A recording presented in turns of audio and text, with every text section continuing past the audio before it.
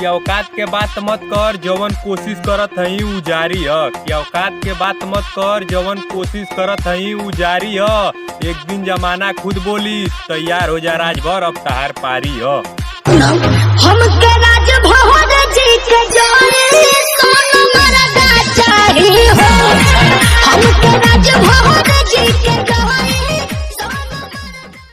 कि हमसे वही उलझेगा जिनको जीने का शौक नहीं है। कि हमसे वही उलझेगा जिनको जीने का शौक नहीं है। हमें सरकारी पिंजरों का भी खौफ नहीं है। आज जेल होई कल बेल होई परसों से रूहे खेल होई।